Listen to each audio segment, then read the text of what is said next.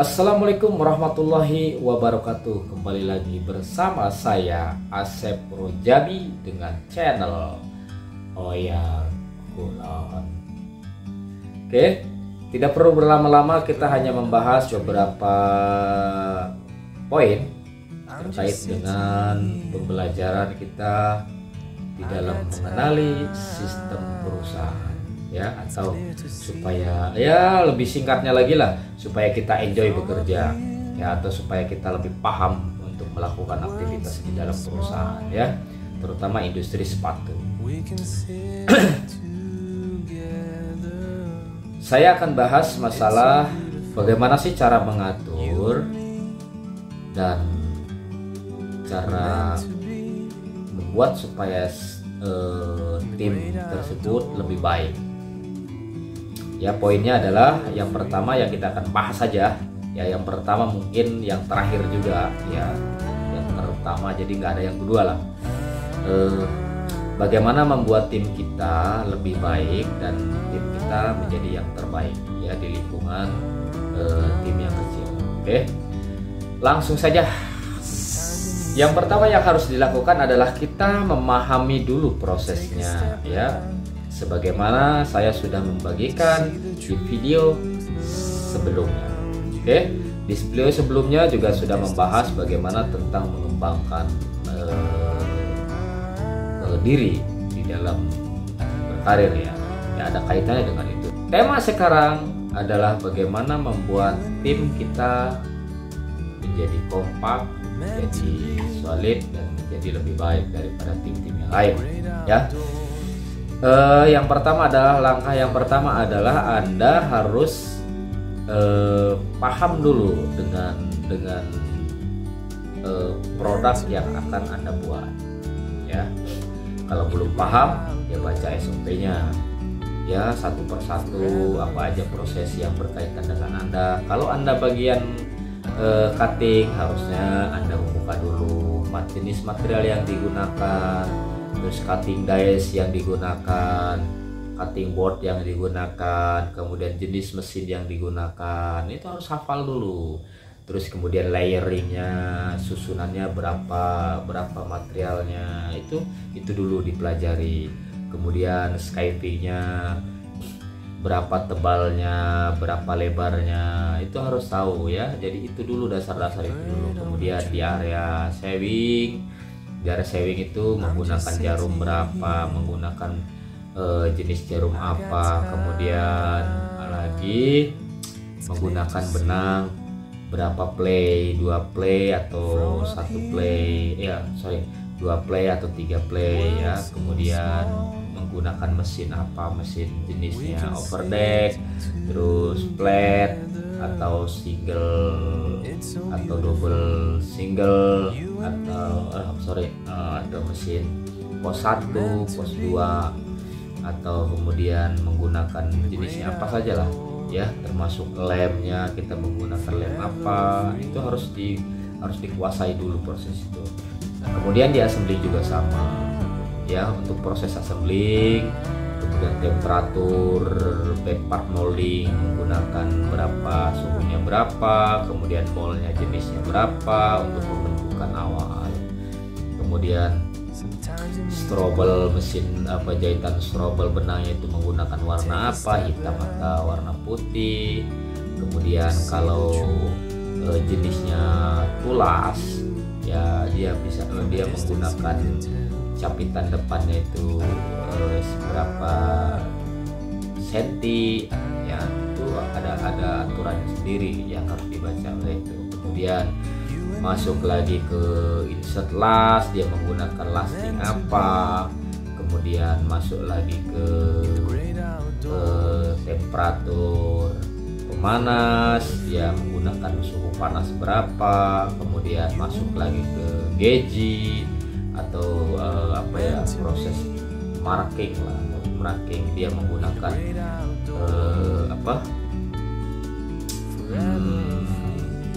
kilonya berapa, tekanan berapa, ya. Kemudian masuk lagi ke proses chamber itu dia menggunakan suhu berapa, suhu outsole, suhu upper, kemudian berapa putarannya atau speednya pakai berapa begitu ya. Jadi menggunakan lem apa saja itu harus dibaca dulu teman-teman ya. Jadi jangan sembarangan bekerja di dalam perusahaan itu. Jadi tidak langsung kerja kursu udah selesai pulang dan sampai tidak ya. Menjadi seorang pemimpin itu harus teliti, harus paham dengan dasar-dasar itu. Kemudian jenis pemakingannya harus bagaimana, pakai karton ukuran berapa, pakai inner berapa, aksesorinya berapa, dan itu harus dibaca dulu satu-satu ya, sehingga kalau kita sudah dibaca satu kali, baca lagi yang kedua kali, dan baca lagi yang ketiga kali ya, supaya kita bisa dengan pede membawa anak atau tim kita dengan proses yang benar ya. Proses yang benar yang seperti apa? Yang pertama, lakukan dengan diri sendiri ya. Lakukan atau ajari dia kalau di proses cutting, cara cuttingnya bagaimana, lihat di cutting directionnya, dia nyamping ke nyamping apa turun ke bawah, kemudian pisaunya itu bolak balik atau tidak ya. Dengan begitu kita sudah melakukan, kemudian kita lihat tim kita sudah melakukan tersebut, kemudian kita ajari cara gerakannya, terus cara nyimpan dan cara menghitung itu juga diajari ya. Kemudian masuk lagi ke bagian sewing juga sama ya, cara menjahitnya, cara memperlakukan suatu material ke material yang lain atau memperlakukan satu komponen ke komponen lain sehingga menjadi berbentuk upper atau menjadi sepatu setengah jadi ya. Dan prosesnya yang lain-lainnya juga mengikuti lah SOP. Intinya ikuti SOP dan baca dulu SOP-nya sebelum kita melakukan pekerjaan tersebut ya. Kemudian yang kedua yang harus kita lakukan setelah keluar hasil yang pertama ya, setelah finish nih hasilnya, nah kemudian dilakukanlah briefing atau meeting ya, atau membahas kesalahan-kesalahan yang sudah dibuat dengan hasil produk yang pertama yang sudah keluar tadi ya. Produk yang pertama nih ada masalah apa, misalnya di bagian cutting materialnya masih berbulu ya, hasil potongannya berbulu, kemudian hasil scrapingnya tidak rata, kemudian lain sebagainya. Untuk kemudian di sewing, jahitannya masih goyang-goyang atau jahitannya terlalu tebal, terlalu tipis dan lain sebagainya.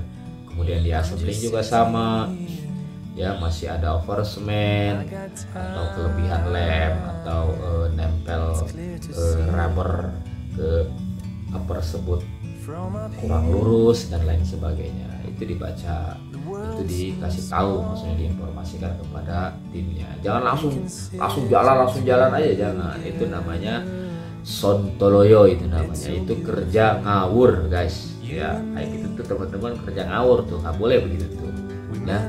Jadi yang benar itu adalah ketika satu pasang pertama sudah keluar, baik komponen maupun sepatu ya, beritahukanlah, informasikan kepada mereka bahwa hal apa saja yang menjadi titik poin yang harus dipahami oleh tim kita ya.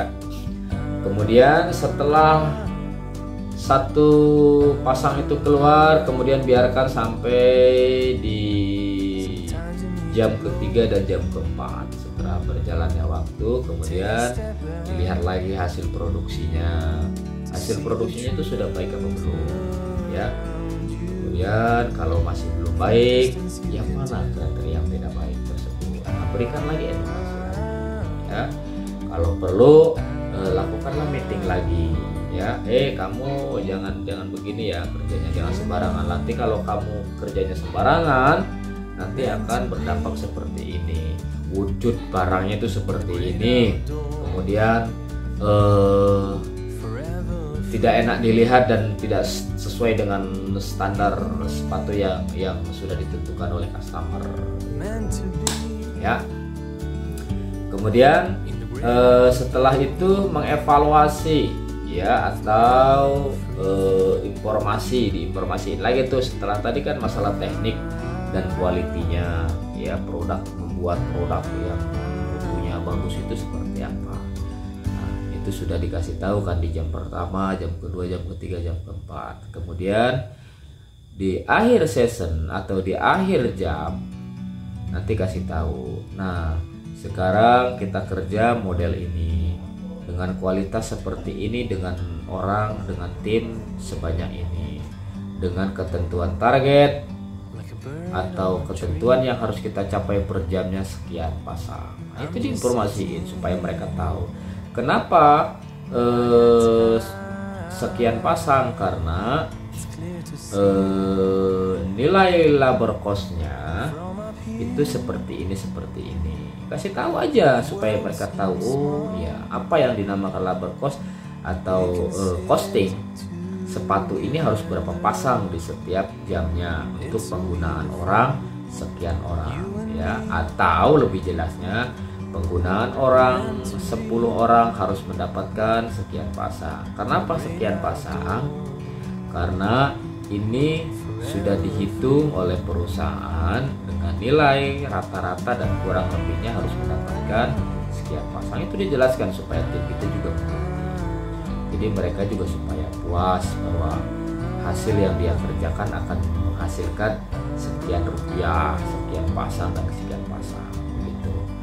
Kemudian juga dijelaskan hati-hati jenis material ini impor, jenis material ini begini, jenis material ini tidak ada lagi material yang jalan di area-area manapun terkecuali cuma area itu. Nah, itu juga dikasih tahu supaya mereka juga lebih berhati-hati, tidak sembarangan untuk proses bekerja supaya meminimalis angka kesalahan tadi, sehingga produksi kita tidak mengalami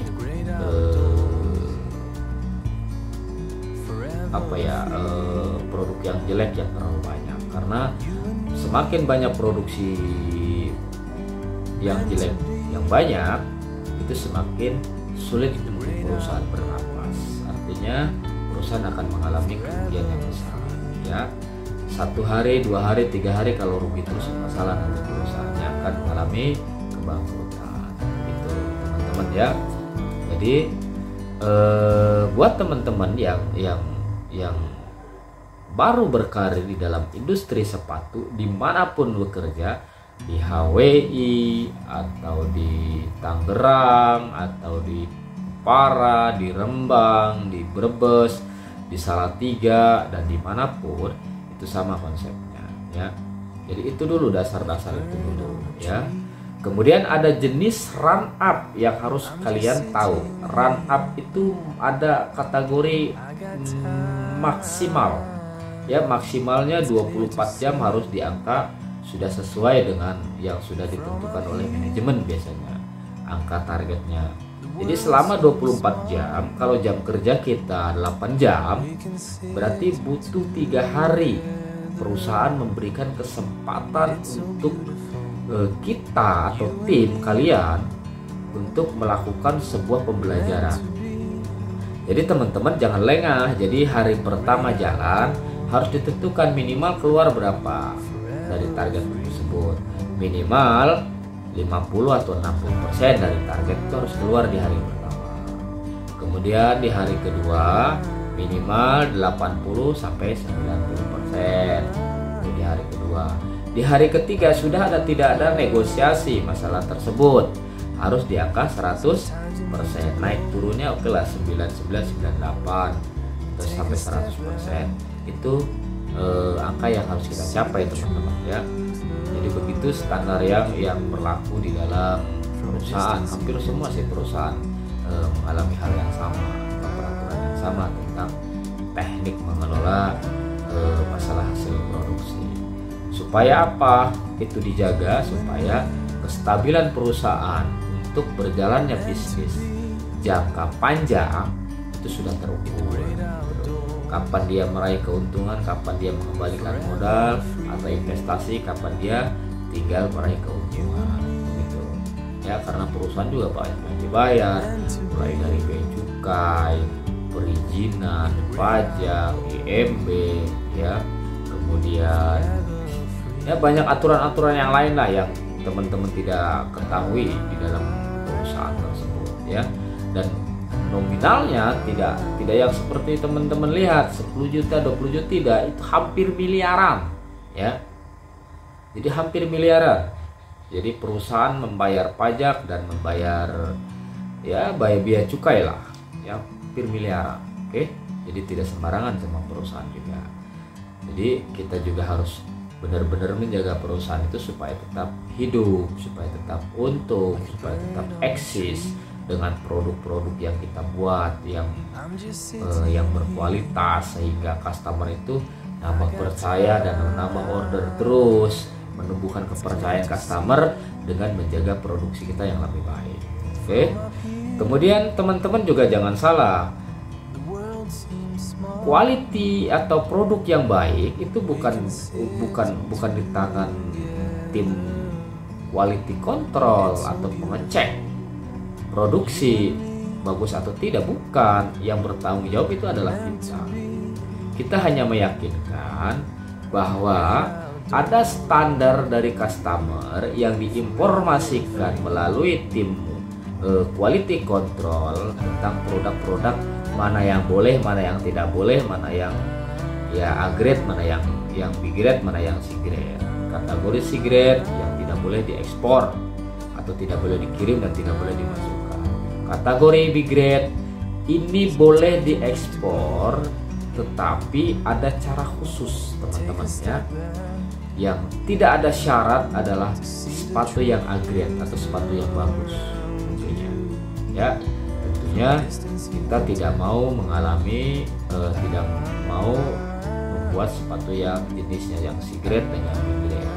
Walaupun yang B grade bisa diekspor, namun harganya jauh lebih rendah daripada itu. Jadi tetap kita mengalami kerugian. Begitu tuh teman-teman ya. Jadi hanya itu pembahasan kali ini. Mudah-mudahan pembahasan ini menjadi suatu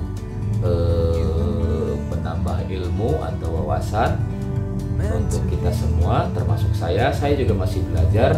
Saya baru 18 tahun di industri sepatu ya. Jadi saya juga masih belajar teman-teman ya, karena saya mengenali sepatu baru 18 tahun ya. Jadi teman-teman yang sudah senior mohon berikan edukasi di bawah ini apabila ada yang perlu diinformasikan atau yang perlu diketahui oleh teman-teman yang lain. Oke, itu saja. Apabila ada kata-kata saya yang kurang berkenan atau kata-kata saya yang salah, mohon dimaafkan karena saya masih berproses berbelajar, tentunya masih membutuhkan para senior saya yang memberikan ilmu tambahan kepada saya. Oke, itu saja yang saya dapat sampaikan. Assalamualaikum warahmatullahi wabarakatuh dan sampai jumpa.